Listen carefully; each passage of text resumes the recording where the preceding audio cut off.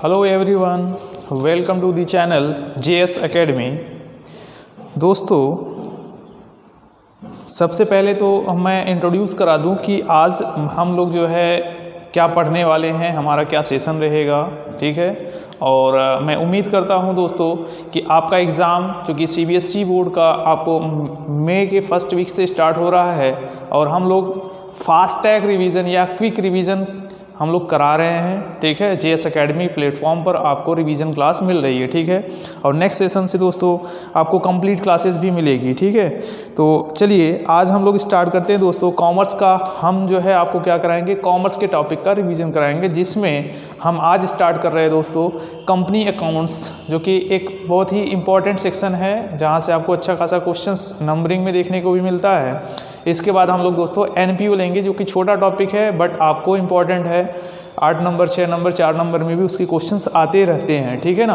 तो चलिए हम लोग स्टार्ट करते हैं। ओके, तो let us we start our topic.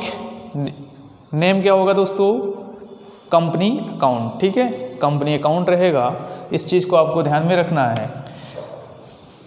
हम लोग रिवीजन कर रहे हैं और फास्ट रिवीजन या हम लोग क्विक रिवीजन करेंगे कंपनी अकाउंट, और डेली दोस्तों आपको वीडियोस मिलते रहेंगे, है ना।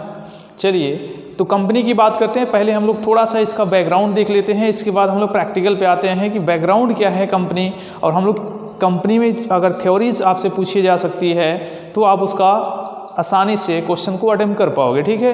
तो हम लोग बात करते हैं दोस्तों कंपनी, तो मीनिंग ऑफ कंपनी की बात होती है। What is the meaning of company, do you know what is the meaning of company. मैं उम्मीद करता हूँ आपको ये पता होगा, चूंकि हम लोग रिवीजन कर रहे हैं तो यहाँ पर आपको रिवीजन के पर्पज से क्लासेस मिल रही है। तो मैं आशा करूँगा, उम्मीद है मुझे कि आपको ये आता होगा। मीनिंग ऑफ कंपनी, कंपनी क्या है दोस्तों, जैसा कि आपको पता है इस कंपनी अकाउंट पर एक कंपनी एक्ट ही है, कंपनीज एक्ट 2013। इसके पहले क्या थी, कंपनीज एक्ट 2013 से पहले कंपनीज एक्ट 1956 था, जो डिफाइन करता है कि कंपनी कौन हो सकता है, कंपनी कौन नहीं हो सकता है, ठीक है ना। तो कंपनीज एक्ट में सिर्फ इतनी सी बातें कही गई है कि company means a company which are registered under the companies act 2013, ठीक है ना। यानी कंपनी क्या होती है, एक कंपनी, ठीक है, एक कंपनी शॉर्ट में मैं लिखूंगा a company which are registered under the companies act, ठीक है, 2013। बस इतनी सी बातें हैं। Or any existing company means a company which are registered before the companies act 2013 under the previous act or previous law, यानी कि प्रीवियस एक्ट के थ्रू वो रजिस्टर्ड होगी या फिर प्रीवियस लॉ के थ्रू वो रजिस्टर्ड थी। इतनी सी बातें हो गई, बट इससे क्लियर कोई मीनिंग दोस्तों आपको नहीं मिलता है। तो कोर्ट का डिसीजन आया हुआ है, कोर्ट ने डिसीजन दे रखा था, ठीक है। कोर्ट का क्या डिसीजन है, कोर्ट ने कंपनी के मीनिंग्स पर जो है अच्छी खासी डिसीजन दिए हैं। वहाँ से आपको क्लियर मीनिंग पता चलता है कि कंपनी क्या होती है। तो कोर्ट का डिसीजन क्या है दोस्तों, कोर्ट ने ये बताया कि कंपनी मीन्स अ कंपनी क्या हो सकती है कंपनी दोस्तों, तो कोर्ट ने बताया कि company is an artificial person. Company ने क्या कहा, कोर्ट ने क्या कहा कि कंपनी क्या है, एक आर्टिफिशियल पर्सन है। क्या है ये, आर्टिफिशियल पर्सन है, ठीक है। ये कोर्ट का डिसीजन है, न कि कंपनी एक्ट का। ध्यान देना है, this is the decision of court, not companies act. Companies act सिर्फ इतनी सी बात करता है, कंपनी क्या है, जो रजिस्टर्ड हो कंपनीज एक्ट के थ्रू। तो ये कोर्ट का डिसीजन है। सुप्रीम कोर्ट बीच बीच में या हाई कोर्ट के जो हमारे डिसीजंस आते रहते हैं, उन्होंने बताया था कंपनी क्या है, एक आर्टिफिशियल पर्सन है। दूसरा इन्होंने कहा था इसका सेपरेट एग्जिस्टेंस होता है। क्या होता है, सेपरेट एग्जिस्टेंस होता है, या फिर सेपरेट लीगल एंटिटी हम बोलते हैं। क्या बोलते हैं, सेपरेट लीगल एंटिटी बोलते हैं इसको, ठीक है। सब पे चर्चा करते हैं। थर्ड इन्होंने बताया कि कंपनी का अपना खुद का क्या होता है, एग्जिस्टेंस होता है, तो परपेचुअल सक्सेशन भी होगा, ठीक है। परपेचुअल सक्सेशन, ठीक है, परपेचुअल सक्सेशन। इसके बाद फोर्थ यहाँ पे बात निकल के आती है कॉमन सील। इसके बाद बहुत सारे हैं, नॉट ए सिटीजन कंपनीज है, नॉट अ सिटीजन, ठीक है, नॉट अ सिटीजन। बहुत सारे फीचर्स हैं but basically most important features हैं 4 to 5, ठीक है। अब देखिए बात करते हैं दोस्तों हम लोग की ये कैसे निकल के आता है। जैसे हम लोगों ने फंडामेंटल पढ़ा होगा, फंडामेंटल में आपने दोस्तों पढ़ा था टाइप्स ऑफ अकाउंट, याद है? उम्मीद करता हूँ याद होगा। टाइप्स ऑफ अकाउंट में दोस्तों आपने 3 अकाउंट्स पढ़ रखे थे। इसमें एक अकाउंट था पर्सनल अकाउंट, ठीक है ना, पर्सनल अकाउंट। दूसरा था आपका जो कि इम्पर्सनल था, और इम्पर्सनल में भी दोस्तों आपने पढ़ा था एक रियल और एक नॉमिनल पढ़ा था, ठीक है ना, एक रियल और एक नॉमिनल पढ़ा हुआ था। इस पर्सनल अकाउंट्स में भी दोस्तों आपने फर्दर डिवाइड किया था। एक होता था आपका नेचुरल, जैसे हम लोग हैं नेचुरल, एक होता है आर्टिफिशियल। आर्टिफिशियल देखिए आ गया ना, आर्टिफिशियल, ये आर्टिफिशियल पर्सन होता है। और एक लास्ट होता है क्या, रिप्रेजेंटेटिव पर्सन, रिप्रेजेंटेटिव पर्सन, ठीक है ना, रिप्रेजेंटेटिव की मैं बात करता हूँ। तो यहाँ पर देखिए बेसिक फीचर है टाइप्स ऑफ अकाउंट, कहा गया है पर्सन को 3 कैटेगरी में डिवाइड किया गया था। Personal account means personal account में क्या क्या आता है, नेचुरल पर्सन आता है, आर्टिफिशियल आता है और रिप्रेजेंटेटिव आता है। सोचिए यहाँ से डिसीजन आई है, कोर्ट का डिसीजन का, कि कंपनीज एंड आर्टिफिशियल पर्सन, चूँकि ये भी क्या है पर्सन। हमें पता है दोस्तों कि कोई भी एक पर्सन दूसरे पर्सन से ही कॉन्ट्रैक्ट कर सकता है। क्या भगवान से आप कॉन्ट्रैक्ट कर सकते हो? ओ माय गॉड देख के मूवीज़, या उस पर जो क्लेम किया गया था, है ना, तो पर्सन पे ही आप जो है कॉन्ट्रैक्ट कर सकते हैं, या पर्सन पर आप क्लेम कर सकते हैं, या फिर आप जो है FIR कर सकते हैं, ठीक है। तो पर्सन होना कंपलसरी है। जब आपको कोई केस करना है, किसी से कोई डिस्प्यूट हो गया तो कोर्ट में सडन जाना है, ठीक है, उसको इन्फोर्सिबल कराना है, तो वो तभी हो सकता है जब वो पर्सन होगा। इसीलिए कोर्ट ने क्या कहा कि कंपनी क्या है, एक आर्टिफिशियल पर्सन है। क्योंकि जब ये आर्टिफिशियल पर्सन है और ये नेचुरल पर्सन है, दोनों के बीच में एक जो है दीवार बन गई, ये कहता है नहीं ये अलग पर्सन है और ये अलग पर्सन है, तो यहाँ से दूसरा कॉन्सेप्ट निकल के आता है सेपरेट लीगल एंटिटी का कॉन्सेप्ट। ये सेपरेट लीगल एंटिटी का क्या कहता है दोस्तों, कि company is treated separate from its member. Company क्या होगी, इसके मेंबर से अलग मानी जाएगी, ठीक है। जैसे यहाँ पे मैंने दीवार बना दिया ना, इसको कंपनी लॉ में कहा जाता है कॉर्पोरेट विल, यानी कि निगमित पर्दा कहा जाता है। ये कहता है कि नेचुरल पर्सन अलग है और आर्टिफिशियल पर्सन अलग है। तो जो नेचुरल पर्सन होगा या फिर हम बोले तो आर्टिफिशियल पर्सन होगा, इन दोनों पर क्या होता है, एक दूसरे पर ये लोग क्या कर सकते हैं, FIR भी कर सकते हैं, ठीक है, और क्या कर सकते हैं, क्लेम कर सकते हैं, कॉन्ट्रैक्ट कर सकते हैं, मतलब एनीथिंग किया जा सकता है एज ए पर्सन, चूँकि इसका अपना खुद का एग्जिस्टेंस होता है। और कब होता है ये भी हम बताएंगे यहाँ पे परपेचुअल सक्सेशन में, ठीक है ना। तो बस अभी आपको इतना याद रखना है, as per separate legal entity concept company is treated separate from its member, ठीक है। On this basis the member of company which are invested anything, यानी कि जो भी मेंबर होगा कंपनी का, जो भी वो कुछ क्या करता है कंपनी में इन्वेस्ट करता है, उसको कंपनी के लिए क्या मान लिया जाता है, लायबिलिटी मान लिया जाता है। आपने कभी सोचा है कि कंपनी की लायबिलिटी क्यों मानी जाती है? ओनर जो भी इन्वेस्टमेंट करता है उसका सबसे बड़ा रीज़न यही है कि कंपनी, सबसे बड़ा रीज़न यही है कि सेपरेट लीगल एंटिटी, और ये सेपरेट पर्सन है और ये सेपरेट पर्सन है। जैसे ही इसका रजिस्ट्रेशन हो जाता है ना, जैसे इसका रजिस्ट्रेशन हो जाता है तो इसका खुद का अपना एग्जिस्टेंस हो जाता है। और फिर तीसरा फीचर्स निकल के आता है परपेचुअल सक्सेशन, जो इतनी सी बात कहता है, the life of company is not dependent on its member, यानी that means the member of company में come or go but company goes on for ever. हम क्या बोलते हैं कि कंपनी की लाइफ मेंबर्स की लाइफ पर डिपेंड नहीं करती है, okay. The life of company is not dependent on its member, यानी मेंबर की जो कंपनी मेंबर, ठीक है, यानी कि life of company is not dependent on its member, यानी कि कंपनी क्या होती है, इसकी लाइफ मेंबर्स पर डिपेंड नहीं करती है। दैट मीन्स क्या है, अब यहाँ कंपनी में आपको पता है कि जब एक कंपनी होती है, प्राइवेट अगर कंपनी है तो एटलीस्ट 2 मेंबर्स की रिक्वायरमेंट होती है, पब्लिक है तो एटलीस्ट 7 मेंबर्स की रिक्वायरमेंट होती है, ठीक है। तो ये 7 मेंबर्स चेंज होते रहते हैं ना, टाइम टू टाइम हमेशा दूसरा चेंज होता रहता है, कोई आया कोई गया, ठीक है। और कंपनी में तो हज़ारों शेयर होल्डर्स भी हो जाते हैं, वो भी कंपनी के मेंबर होते हैं। तो कंपनी के मेंबर्स आते रहते हैं, जाते रहते हैं, बट कंपनी क्या है, एग्जिस्टेंस उसका बना रहता है, उसके एग्जिस्टेंस एग्जिस्टेंस पर कोई इफेक्ट नहीं आता है। यही बात परपेचुअल सक्सेशन कहता है कि ये क्या कहता है कि इसकी लाइफ जो है इसके मेंबर्स पर डिपेंड नहीं करती है, ठीक है। चूँकि रीज़न क्या है, reason is that the company is created by process of law, company is created by process of law and can be put to end by the process of law. यानी company का जो है creation by the process of law होता है और इसका समापन भी होगा तो बाय प्रोसेस ऑफ लॉ होगा, ठीक है। तो इस वजह से इसके मेंबर की लाइफ पर डिपेंडेंसी नहीं होती है, सेपरेट इसलिए भी कहा गया। तो तीसरा आप समझ गए होंगे कि परपेचुअल का मतलब क्या है, यानी एग्जिस्टेंस इसकी बनी रहेगी, इसके मेंबर्स की लाइफ इसके लाइफ पर डिपेंड नहीं करती है, ठीक है।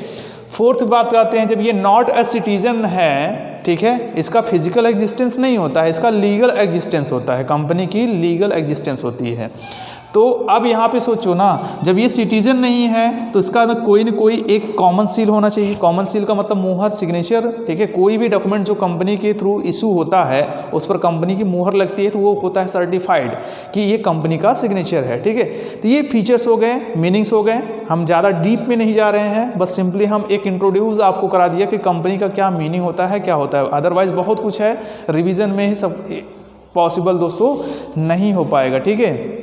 अब हम आते हैं, आप साथ कंपनी के फीचर्स, मीनिंग, ये सारी बातें आपने समझ ली होगी, ठीक है। इसके बाद हम आगे बढ़ते हैं।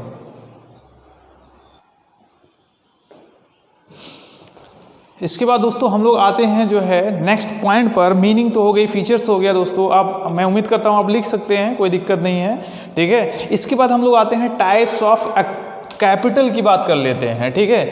लेकिन कैपिटल से पहले भी एक चीज़ होता है MOA, ठीक है। MOA, मेमोरेंडम ऑफ एसोसिएशन, क्या होता है?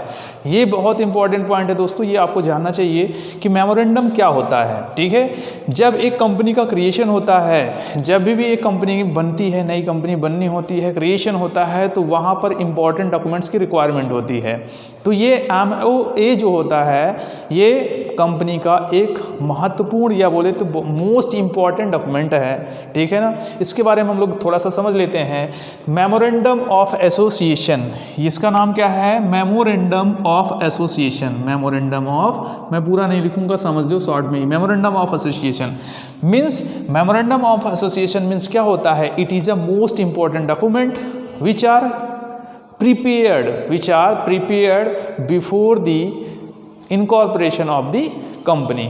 यानी ये एक ऐसा डॉक्यूमेंट है जो कंपनी के इनकॉर्पोरेशन या रजिस्ट्रेशन बोले तो उसके पहले ये कंपलसरी होता है, ठीक है। Memorandum of association is a compulsory before it's registration, ठीक है ना। तो मेमोरेंडम को हम लोग चार्टर भी बोलते हैं, बैकबोन ऑफ द कंपनी भी बोलते हैं, ठीक है। क्या बोलते हैं मेमोरेंडम को? चार्टर, मतलब मोस्ट इंपॉर्टेंट डॉक्यूमेंट, या फिर बोले तो backbone of the company. Without memorandum of association company can not be registered. Okay, ये आप समझ लेना। तो यहाँ पर मेमोरेंडम का कुछ ऐसे शॉर्ट में फॉर्मेट समझ लो कि कंपनी मेमोरेंडम होती क्या है। एक्चुअली जब रजिस्ट्रेशन होता है तो कंपनी का नाम क्या होगा? तो इसको बोलते हैं नेम क्लॉज, ठीक है। कंपनी का नाम इसमें मेंशन होता है, एटलीस्ट 3 नाम जो है कंपनी जो है जब बनती है तो जो फाउंडर होता है कंपनी का, जो भी प्रमोटर होता है, वो क्या करता है? रजिस्ट्रार ऑफ कंपनी के पास एटलीस्ट 3 नेम सेलेक्ट करके वो भेजता है, चॉइस अपना भेजता है। तो वो जब पास हो जाता है तो वो मेमोरेंडम ऑफ एसोसिएशन में यहाँ पे मेंशन कर दी जाती है। इसको बोलते हैं नेम क्लॉज, पहला हो गया। सेकंड होता है दोस्तों ऑब्जेक्ट क्लॉज, ठीक है ना। थर्ड यहाँ रजिस्टर्ड ऑफिस क्लॉज आएगा, इसके बाद रजिस्टर्ड ऑफिस क्लॉज, ठीक है। रजिस्टर्ड ऑफिस क्लॉज का मतलब क्या होता है कि कंपनी किस स्टेट में जो है रजिस्टर्ड है, उसका हेड ऑफिस कहाँ पर सिचुएटेड है, सिर्फ स्टेट का नाम मेंशन होता है मेमोरेंडम ऑफ एसोसिएशन में। थर्ड की हम बात कर लेते हैं, हमारी क्या आ जाएगी? Object clause. और ऑब्जेक्ट क्लॉज में 2 क्लॉजेज होते हैं, सब क्लॉज जिसको बोलते हैं। ऑब्जेक्ट क्लॉज का मतलब होता है कंपनी का उद्देश्य क्या है, मोटिव क्या है, किस वजह से कंपनी का रजिस्ट्रेशन हो रहा है और कंपनी क्या एक्टिविटी करेगी। तो इसमें होता है एक मेन ऑब्जेक्ट, ठीक है। इसमें होगा एक मेन ऑब्जेक्ट होगा और दूसरा होगा दोस्तों एंसिलरी बोले या फिर हम लोग सेकेंडरी भी बोल सकते हैं, ठीक है। एंसिलरी बोले या फिर सेकेंडरी भी बोल सकते हैं, ठीक है ना। एंसिलरी या फिर सेकेंडरी ऑब्जेक्ट होता है।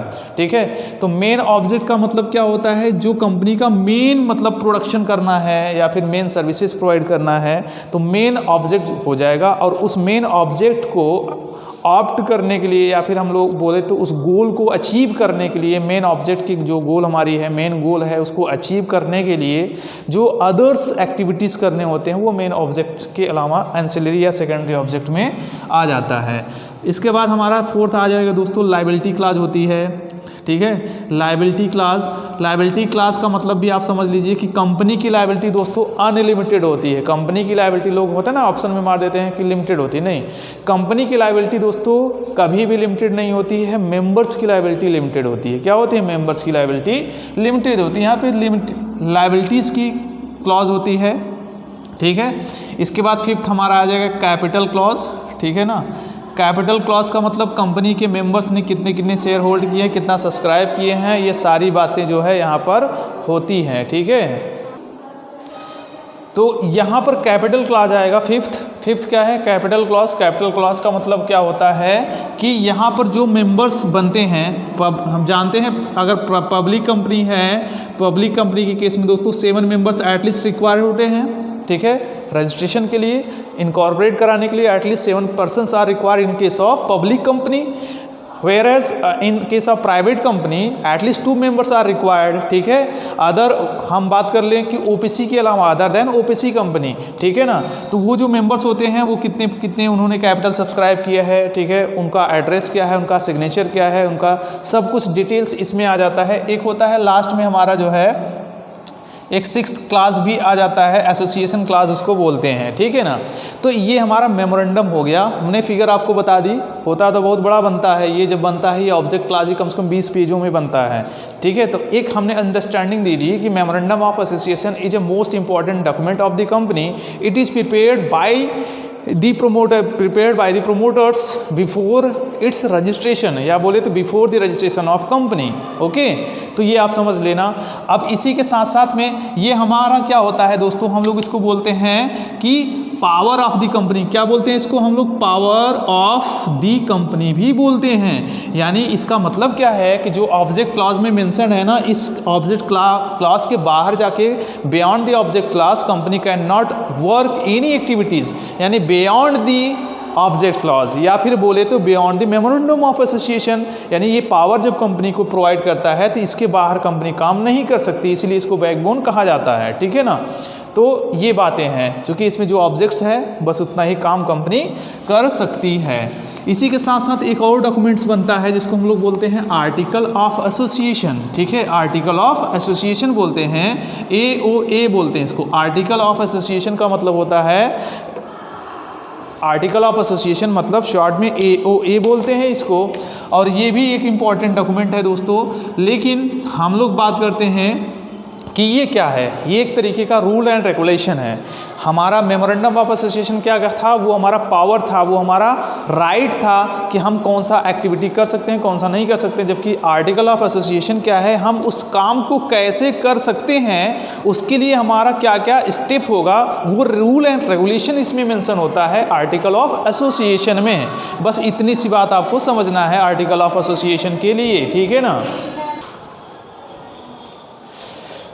तो हम बात कर रहे थे दोस्तों मेमोरेंडम ऑफ एसोसिएशन। मैंने article of association is the most important document of the company which are also prepared before this its incorporation, या बोले तो before registration of the company. Article of association क्या है, it is a rule and regulation of the company, means company कैसे work करेगी, कैसे क्या work नहीं करेगी। इतनी सी बात हो गई। अब हम लोग आते हैं टाइप्स ऑफ कैपिटल की बात कर लेते हैं। ठीक है ना, फिर हम दोस्तों आ जाएंगे प्रैक्टिकल अप्रोच पर। हम लोग प्रैक्टिकल अप्रोच देखेंगे कि हम लोग कैसे एंट्री पास करते हैं, कैसे हमारी जनरल एंट्री होती है।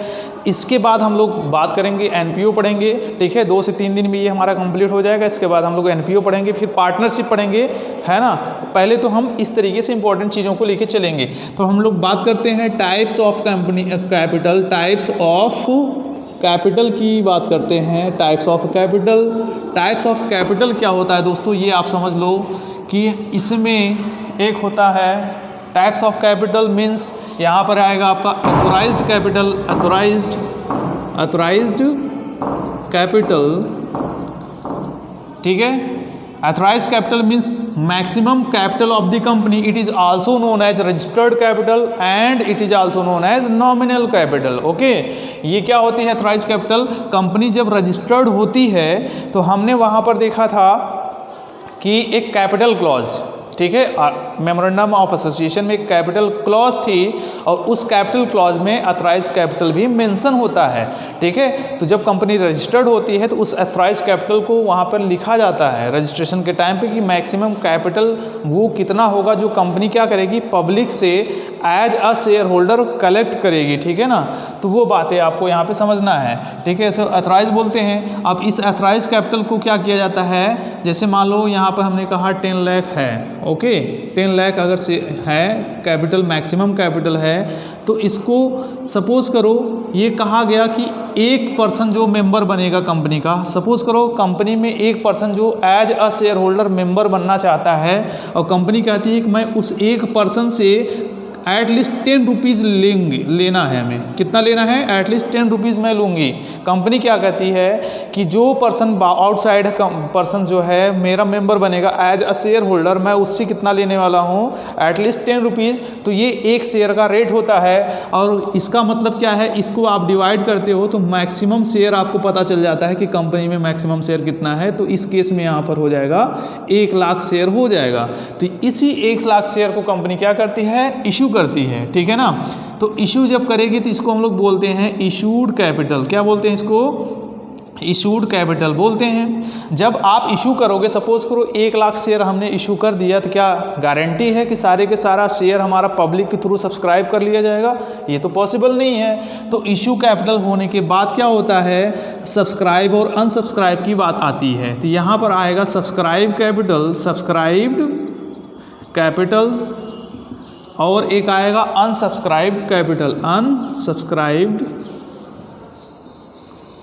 कैपिटल की बात आएगी। सपोज करिए हमने ये 1 लाख पूरा का पूरा शेयर इशू कर दिया था, बट पब्लिक ने जो एप्लीकेशन भेजा है सब्सक्रिप्शन के लिए, उन्होंने कहा मात्र 80,000 शेयर्स ही हमारे क्या हुआ, सब्सक्राइब हुआ, तो 20,000 अनसब्सक्राइब हो जाएगा। ओके, तो ये आपको समझना है। अब जब ये सब्सक्राइब हो गया तो इसमें भी आएगा ना called up and uncalled up. Subscribe हुआ तो कंपनी पैसा भी तो कॉल करेगी, और हमें पता है कि जो शेयर का रेट होता है, नॉमिनल वैल्यू होती है, उसको पार्ट में कंपनी डिमांड करती है, जिसको इंस्टॉलमेंट भी बोलते हैं, ठीक है ना। First call, second call, third call, application, इस तरीके से। तो यहाँ पर कॉल किया जाता है कि कॉल्ड अप कैपिटल बोल देंगे कि कंपनी ने कितना मांगा है और कितना नहीं मांगा है। एक आएगा जब कॉल्ड अप, तो एक हो जाता है हमारा अनकॉल्ड अप, ठीक है, अनकॉल्ड अप। और इस अनकॉल्ड अप को हम लोग रिजर्व कैपिटल भी बोलते हैं। क्या बोलते हैं इसको, रिजर्व कैपिटल बोलते हैं, रिजर्व कैपिटल। तो ध्यान देना है, एक रिजर्व कैपिटल होती है, लेकिन एक होता है हमारा कौन सा कैपिटल, कैपिटल रिजर्व होता है। तो दोनों में बहुत डिफरेंसेस है। कैपिटल रिजर्व क्या होता है, इसको आपको ध्यान में देना है, ठीक है। और reserve capital means the part of issued capital which are not called by the company till the winding up of the company. ये कब कॉल किया जाता है, जब कंपनी का वाइंडिंग अप होता है या समापन होता है। लेकिन capital reserve means the, capital reserve क्या होता है, capital reserves are created from the profit of the company. कौन से profit, capital profit of the company. ये कैपिटल प्रॉफिट से कंपनी के क्रिएट किए जाते हैं। कॉल्ड अप के बाद दोस्तों क्या होता है, हमारा पेड अप कैपिटल आता है और अनपेड आता है। तो जो पेड कर दिया गया है उसको बोलेंगे पेड अप कैपिटल, और जो नहीं पेड है तो उसको अनपेड या कॉल्स इन एरियर बोलते हैं। अनपेड या फिर कॉल्स इन एरियर कहा जाता है, ठीक है। तो ये हम लोगों ने आज थ्योरेटिकल पार्ट देख लिया है, बाकी और ज़्यादा मैं डीप में जाने वाला नहीं हूँ। कल हम लोग दोस्तों देखेंगे टाइप्स ऑफ शेयर्स। अभी आज ही देख लेते हैं टाइप्स ऑफ शेयर, बाकी कल से हम लोग प्रैक्टिकल अप्रोच देखना शुरू करेंगे, ठीक है। तो ये टाइप्स ऑफ हमने कैपिटल बता दिया है, इसको भी आप डिस्क्राइब कर देना। अगर थ्योरेटिकल पूछा जाता है आपसे तो आसानी से आप इसको हैंडल कर सकते हैं, ठीक है ना। चलिए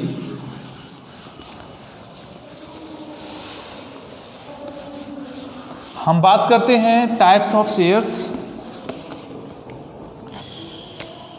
टाइप्स ऑफ शेयर की अगर बात किया जाए दोस्तों, टाइप्स ऑफ शेयर्स की बात कर लेते हैं। तो टाइप्स ऑफ शेयर्स में 2 टाइप के शेयर मिलते हैं देखने को बेसिकली, ठीक है। तो दो टाइप के शेयर में, एक होता है दोस्तों हमारा इक्विटी शेयर, और दूसरा होता है हमारा प्रीफरेंस शेयर,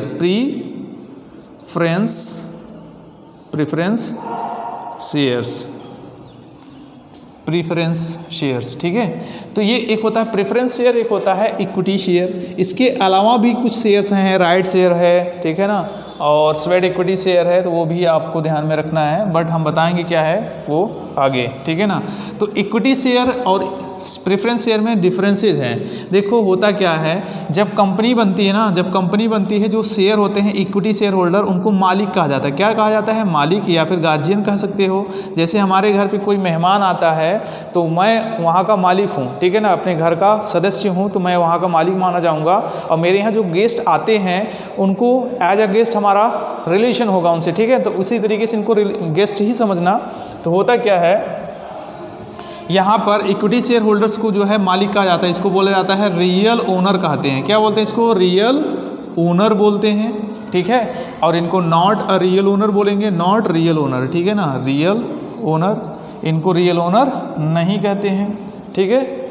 इसके बाद इनको प्रेफरेंशियल राइट होती है और इनको प्रेफरेंशियल राइट नहीं होती है।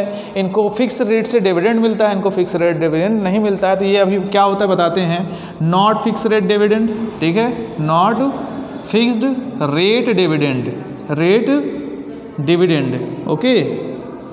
और यहाँ पर क्या होता है, सॉरी, यहाँ फिक्स्ड होता है, यहाँ फिक्स्ड रेट डिविडेंड होता है, यहाँ नॉट फिक्स रेट डिविडेंड होता है, not fixed rate dividend, okay. अब देखो होता क्या अंतर, जैसे मैंने कहा ये मेहमान है, ये हमारा गेस्ट है, मेरे घर में आया है, तो पहले मैं खाना बनाऊंगा, तो क्या होगा, पहले तो कौन खाने वाला है, जो हमारा गेस्ट होगा वो खाएगा कि मैं खाऊंगा। तो इतनी सी बात समझना है कि जब मेरे घर पे कोई गेस्ट आया हुआ है तो सबसे पहले मैं खाना किसके खिलाने वाला हूँ, गेस्ट को खिलाने वाला हूँ। तो ये समझ लो हमारा गेस्ट है, ये नॉट अ रियल ओनर, ये हमारा रियल ओनर नहीं है, ये हमारा गेस्ट है। जब गेस्ट आया हुआ है तो खाना किसको खिलाना है, पहले अपने गेस्ट को खिलाना है, तो ये गेस्ट है। तो जैसे हमारा कंपनी में क्या होता है, प्रॉफिट होती है, तो कंपनी जब प्रॉफिट होगी तो सब कुछ पेमेंट देने के बाद, सारे एक्सपेंडिचर को पे ऑफ करने के बाद जो रिमेनिंग बचता है, तो कंपनियां क्या करती हैं, डिविडेंड बांटती हैं, किसको देती हैं, शेयर होल्डर्स को देती हैं, डिस्ट्रीब्यूट करती हैं। तो वहाँ पर सबसे पहले किसको दिया जाएगा, प्रेफरेंस शेयर होल्डर्स को दिया जाएगा। चूंकि प्रेफरेंस शेयर होल्डर्स हमारा क्या है, गेस्ट है, इसलिए इनको एक फिक्स रेट होता है और प्रेफरेंस शेयर के साथ में लगा रहता है, 10% प्रेफरेंस शेयर, 12% प्रेफरेंस शेयर्स, ये सारी बातें लिखी रहती हैं। तो उसको इस रेट से डिविडेंड दे दिया जाता है और इनको फिक्स रेट से डिविडेंड नहीं होता, ये तो उनका पास किया जाता है रेजोल्यूशन, कहाँ पे, annual general meeting of the company, okay. इसके बाद बात करते हैं दोस्तों यहाँ पर no preferential right, no preferential मैं शॉर्ट में ही लिखता हूँ राइट, ठीक है। इनके पास कोई भी प्रेफरेंशियल राइट नहीं है, बट इनके पास प्रेफरेंशियल राइट होता है। क्योंकि ये गेस्ट है, मींस जब ही कंपनी से बाहर जाएगा तो सबसे पहले या कंपनी का जब लिक्विडेशन या वाइंडिंग अप होता है, समापन होता है, तो सबसे पहले पेमेंट किसको दिया जाएगा, प्रेफरेंस शेयर होल्डर्स को दिया जाएगा। क्योंकि ये कौन है, ये कंपनी में सिर्फ एक मेंबर है, एक गेस्ट के रूप में है, तो इसीलिए कहा गया preferential right to get back its capital. हम बोल सकते हैं प्रेफरेंशियल राइट होता है, इसके पास क्या है, प्रेफरेंशियल राइट होता है, और इसके पास प्रेफरेंशियल राइट नहीं होता है, ठीक है। इतनी सी मेजर पॉइंट है जो कि आपको याद रखना है। बाकी हम लोग कल प्रैक्टिकल अप्रोच शुरू करेंगे। आज हम लोगों ने क्या देखा दोस्तों, थ्योरेटिकल पार्ट देखा है, ओके। तो उम्मीद करता हूँ आपको ये चीज़ें अच्छी लगेगी, और अच्छा लगेगा दोस्तों तो अपने दोस्तों में भी शेयर करिए, उनको बताइए कि एक जो कि चैनल है JS Academy, जहाँ पर आपको अच्छा इन्वायरमेंट मिलने वाला है, रिवीजन क्लास मिलेगी और फास्ट टैग रिवीजन चल रहा है, और ज़्यादा से ज़्यादा जुड़ेंगे तो इन फ्यूचर आपको इसका बेनिफिट भी मिलेगा, ठीक है दोस्तों। Thank you.